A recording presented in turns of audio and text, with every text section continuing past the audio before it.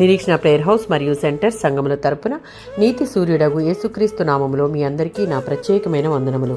ఈ దినపు దేవుని మాట 106వ సంకీర్తన 3వ చరణం. ఎల్లవేళలా నీతిని అనుసరించి నడుచుకునేవారు ధన్యులు. దేవుని దృష్టికి ఎప్పుడూ నీతి న్యాయములను అనుసరించి నడుచుకునేవారు ధన్యులు. 15వ సంకీర్తన 2వ చరణం.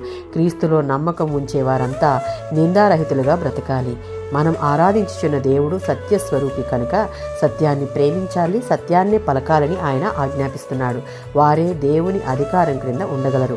వారే యథార్థమైన ప్రవర్తన కలిగి నడుచుకుని దేవుడిచ్చిన ధన్యతను పొందుకున్నటకు అర్హులుగా ఉంటారు. 24వ సంకీర్తన 4వ చరణం. దేవునిని ఆరాధించి సేవించి ఆయన దీవెనలు పొందాలని కోరుకునేవారు శుద్ధమైన హృదయంతోనూ నైతిక జీవితంతోనూ ఆయనను అనుసరించాలని దావీదు ఇక్కడ నొక్కి చెప్తున్నాడు. నిర్దోషమైన చేతులు అంటే బహిరంగంగా పాపపు క్రియలు చేయని చేతులు కలిగి ఉండాలని, శుద్ధమైన హృదయం అంటే అంతరంగ పవిత్రత, సరైన ఉద్దేశాలు, లక్ష్యాలు కలిగి ఉండాలని దేవుడు కోరుకుంటున్నాడు.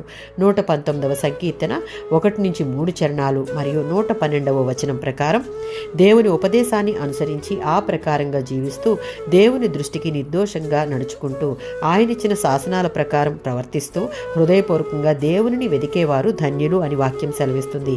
విశ్వాసులు దేవుడు కోరినట్లు ఎల్లప్పుడూ నీతిని అనుసరించి నడుచుకోవాలి అంటే ప్రతిదినం మనం వింటూ ధ్యానిస్తున్నటువంటి వాక్యాన్ని విడిచిపెట్టక హృదయంలో భద్రపరుచుకుని ఆ వాక్య ప్రకారం జీవించగలిగినప్పుడే మనం ధన్యులం కాగలం. ఆమేన్.